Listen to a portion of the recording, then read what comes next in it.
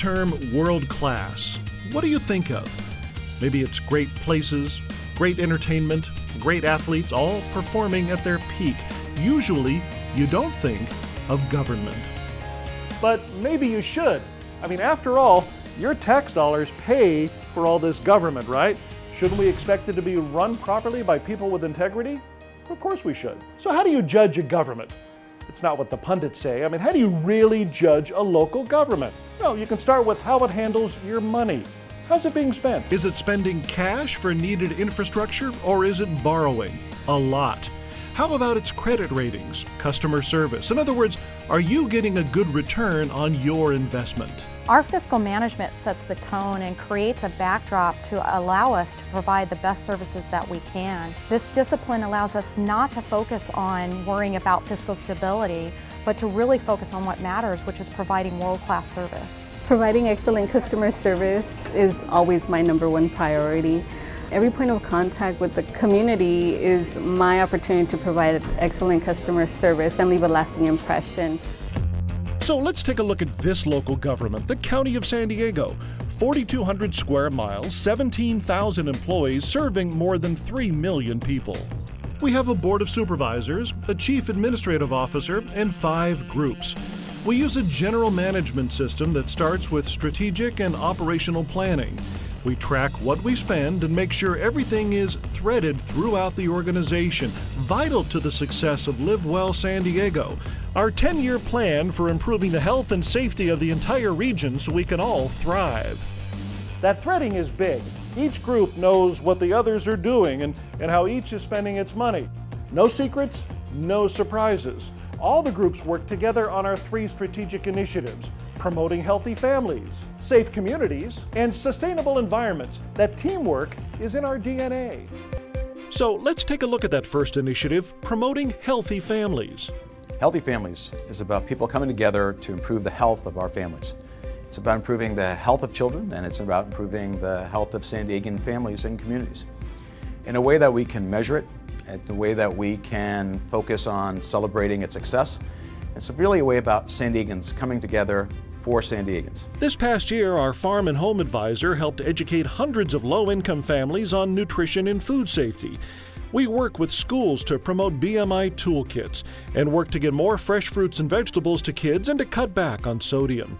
We're adding staff to help implement the Affordable Care Act, beefing up a call center to help guide those wanting health insurance coverage. We'll be expanding our in-home outreach team countywide, as well as restoring staff to our long-term care ombudsman program, helping vulnerable adults stay safe in long-term care residential facilities. We partner with the City of San Diego and nonprofit service providers to address homelessness. We provide rental assistance to help homeless veterans move into permanent housing. County libraries work with other partners to help veterans deal with unemployment or behavioral health issues. One of the many ways libraries remain an integral part of the community. Promoting healthy lifestyles is important to us.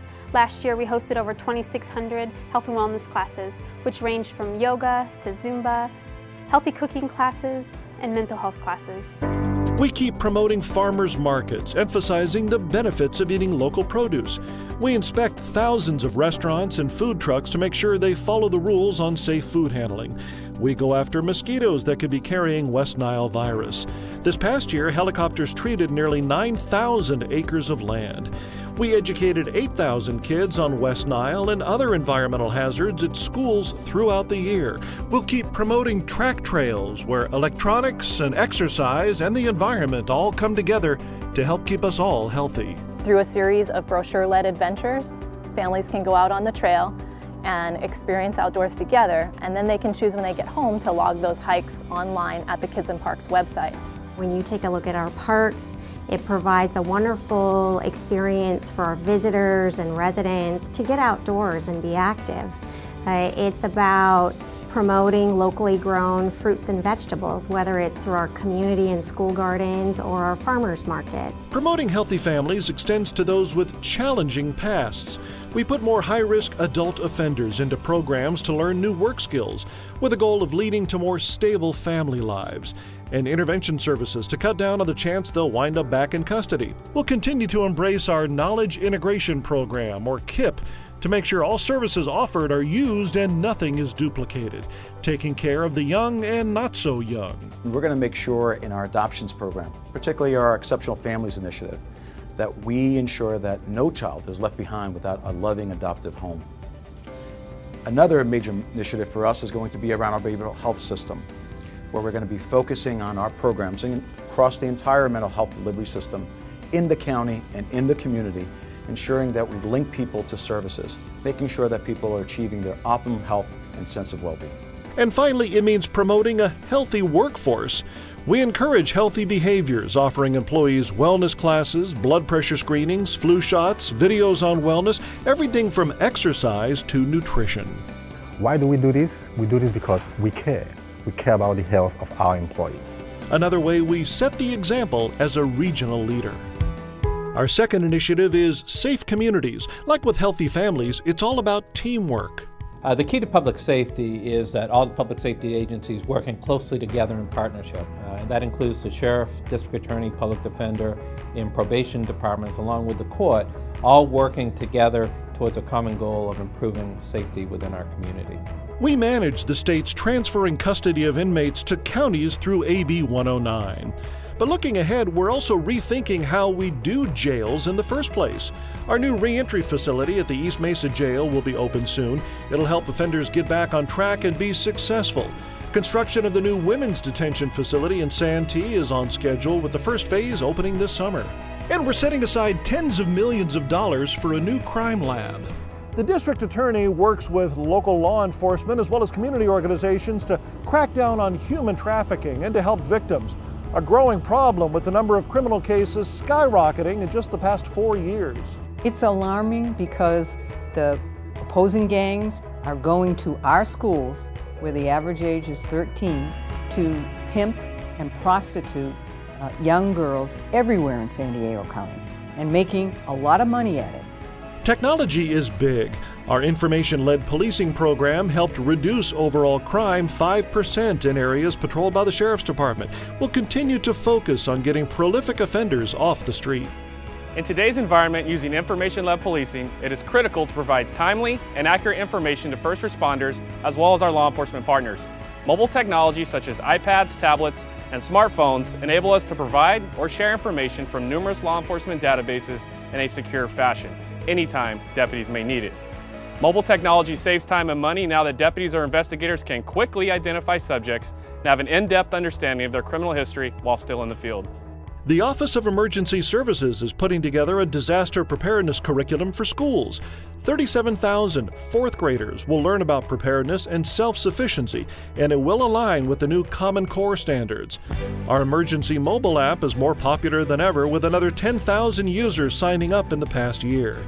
The Fire Authority continues to beef up its ASAP net, strengthening communications among fire stations in the backcountry. In the upcoming year, we're going to continue our focus on improving the fire service in the backcountry and ensuring that all the citizens in our unincorporated area have quality fire protection. Public defender and probation work with offenders to steer people into programs like this one, Juvenile Drug Court, an intense 9-month program designed for young drug abusers who are nonviolent to help them become more self-sufficient. Self-sufficiency is important in working with the refugee community. We're going to continue our efforts with Project Shine next year. This is where health meets safety. It's working with the refugee families and the community, learning on how to access our emergency system, making sure they're really using it for the appropriate use, but also knowing where to get their medical care. So we're ensuring that they're getting good health care and the security they need in their community. Safety was the reason for this huge drill last fall at Palomar Airport.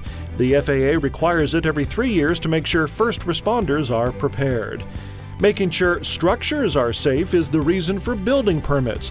The Department of Planning and Development Services saw a 25% increase in permit activity this fiscal year. Nearly 1/3 of permits are now done online, saving time and money. We're always innovating through online features and automation. We've expanded our online program last year to add several new types of permits. 2 of the most popular permits are the roof mount solar and the electrical. With these additions, we're going to be slated to do over 3,000 permits next year. Really taking a look at our online activities and providing greater opportunities for customers to be able to interact with us if they choose through remote access. Getting inside buildings can sometimes be a lifesaver. We'll continue to operate our popular cool zones in the summer months. Housing and Community Development funded 23 separate projects to enhance parks, sidewalks, community centers, and more. Close to 80% of dogs and cats brought into our animal shelters were reunited with their families or adopted into a new home. Animal Services also achieved its goal of 0% euthanasia for any healthy, friendly animal. The Care Transitions program helps keep people safe and healthy in their own homes after hospitalization, getting the community to work together to cut down on ER visits and reduce healthcare costs. Then there's the Neighborhoods for Kids program. Established in 2004, Neighborhoods for Kids was designed to be a collaborative, community-based approach to working with families and to minimize the stress associated with children being removed from their homes. County libraries offered an average of 300 after-school programs for youth each month. We opened our new sheriff station in Rancho San Diego, serving large chunks of suburban East County. There's also a new Pine Valley Sheriff Station, and a new fire station is on the way in Boulevard. We opened our new Registrar of Voters office, the last funded phase of the rebuilt County Operations Center in Kearney Mesa, and successfully held an election for the City of San Diego just a few weeks after moving in. The registrar is also looking to increase the number of mail-in ballots, saving money and increasing efficiency, as well as offer a new campaign disclosure form that'll be online. And there's our new waterfront park surrounding the County Administration Center downtown, going from parking lots to park in less than 2 years. And we'll keep our commitment to infrastructure needs throughout the county. We have the building automation system that will be continue to roll out. It's our 3rd year. And what that does is it allows us to monitor our major systems in our buildings and save energy, save water. We've been adding a laundry list of mobile apps on our County App Center website. Everything from emergencies to parks, libraries to beach water quality, and many others can be found at CountyAppCenter.com. CountyNewsCenter.com and our communications office continue to receive accolades. We were named the top local government multimedia group in the United States. It's all about transparency and making sure residents know what we do and that their tax dollars are being spent wisely. Our third and final initiative is promoting sustainable environments. Promoting sustainable environments doesn't mean zero growth. It doesn't mean flowers and trees and nothing else. You see, sustainability means protecting habitats, protecting natural resources, and supporting responsible development to enhance the local economy. That keeps our region strong. Planning and Development Services works with agricultural property owners to set aside land only for ag and not be sold for development. Parks and Recreation acquired more than 500 acres of open space this past fiscal year, adding to more than 18,000 acres of natural land conserved by the county for wildlife and outdoor recreation. Public Works helps businesses and multifamily buildings start recycling programs. Ag Weights and Measures sets up thousands of traps to find pests that could threaten our nearly $2 billion agriculture industry. Last year, we intercepted nearly 60 invasive pet species that could have caused big problems for growers. And our air is clean. Smog is at its lowest level ever. We've done this by cleaning up power plants and factories and gas stations. In addition, the board has provided over $100 million in grants in the last decade to clean up diesel vehicles such as school buses, trucks, and marine vessels. And all these efforts make our air healthier to breathe. Sustainable environments also means making sure people are engaged in civic life. Our Technology and Aging Coalition helps to educate older adults about the wonders of technology to keep them active and connected. As technology continues to advance, older adults without technology skills will find themselves more and more isolated. They won't be able to communicate with their doctor, communicate with family and friends, or even read the paper. We have to end this communication isolation of older adults. It certainly makes you feel more confident that you understand computer programs, so you can do more things at home with them. Being engaged in the community is a big part of resident leadership academies. These 4-week trainings help empower communities, giving residents the skills to get involved in creating walkable communities, land use, crime prevention, and promoting healthy living. Libraries will keep holding programs that promote lifelong learning and civic engagement for adults. Last year, those programs served more than 100,000 people. You'll have the first library that generates more energy than it uses. It'll be a net zero library in Alpine. We're also going to be building another 24/7 library kiosk, and we're going to be increasing our budget for books and materials by $1 million.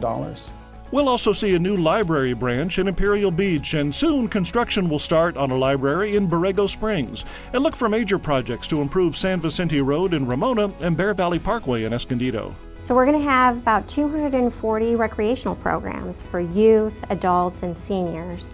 It's about continuing our focus on improving water quality and consumer protection and food safety and air quality. It's about the board's commitment to environmental stewardship, and under their leadership we'll be acquiring at least 500 acres of open space for the MSCP. We have several projects planned for the next year to enhance our critical IT systems, including upgrading our human resource and timekeeping systems, as well as continuing the implementation of our new integrated property tax system, which is vital to the fiscal stability of the county. These projects take money. Some of our income is from sales taxes, but the vast majority comes from property taxes. And we're making that process even better with e-notification. Because of the great results we've seen with our e-notification program, we're going to build on that success and add an e-billing function. So that way, taxpayers, in addition to being notified of property taxes being due, they'll also be able to click on a link in that email to see their actual bill and get additional information that they might want to have before making their payment. All at no additional cost to taxpayers. Getting any organization with 17,000 people pointed in the same direction can be tough. But working with great community partners and leadership from our Board of Supervisors and employees who really make it happen give us the edge to be financially strong in difficult times, to maintain AAA credit ratings, to have a balanced budget, and to be ethically sound with a focus on great customer service. Your investment in this government is rock solid, a government leading this journey to world class.